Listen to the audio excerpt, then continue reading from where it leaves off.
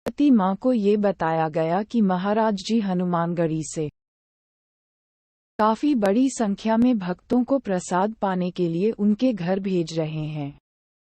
तो उन्होंने कुछ महिलाओं से हवन की तैयारी करने को कहा और स्वयं सब्जी व अन्य सामग्री लाने के लिए बाजार चली गई। बाद के दिनों में जीवती माँ ने बताया कि केवल 14 आने में वह 2.5 किलो घी और बहुत सारी सब्जियां ले आईं। दिन भर भक्तों की भीड़ उनके घर आती जाती रही।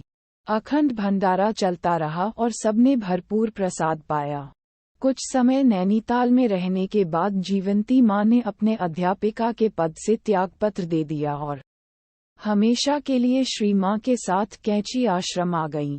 इसके बाद वह अगले 4 दशक से भी अधिक समय तक श्री माँ के साथ ही रहीं। कैंची आश्रम में रहते हुए जीवंती माँ ही यह सुनिश्चित करती थीं कि अगले दिन कितनी मात्रा में प्रसाद बनेगा।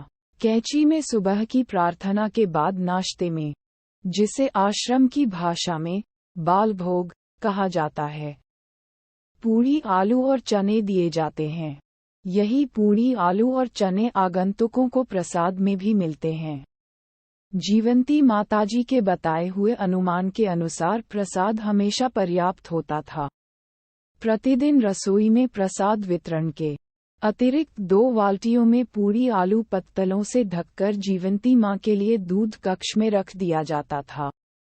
जो भी भक्त आते, जीवती माँ उनके लिए प्रसाद गत्ते के डिब्बों में स्वयं रखती थीं। कभी कभी तो ये कार्यक्रम दिन भर चलता रहता।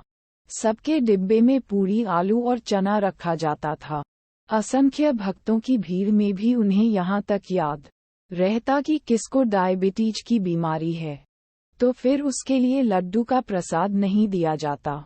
जिनके लिए गरिष्ठ भोजन अनुकूल नहीं था, उनके लिए पूरी की जगह रोटी रखी जाती थी। जो लोग लौटते समय रेल की लंबी यात्रा करते थे, उनके लिए खराब न होने वाला प्रसाद रखा जाता। आज भी भक्तजन जीवंती माँ के प्रेम से रखे रास्ते के प्रसाद की याद करते हैं। भक्तों की आंखों में हमेशा ये सुंदर दृश्य सजीव रूप से बसा रहता कि कैंची आश्रम या अन्य किसी जगह में जहाँ भी देखे जाते, दोनों माँ सदैव साथ ही दिखाई देती थीं। दोनों हमेशा खादी की सफेद धोती धारण करती, जाड़ों में भूरे रंग के मोटे स्वेटर और शॉल पहना करती थीं। वास्तव में दोनों माताओं का एक दिव्य सम्मिश्रण था। माँ संसार से कहीं ऊपर महाराज जी के ध्यान में लीन और उनके साथ जीवती माँ, उनकी सखा और सहजज्ञ बनकर सदा उनके साथ रहती। आश्रम में जो भी निर्णय लेने होते, माँ जीवती माँ से परामर्श करके ही लेती।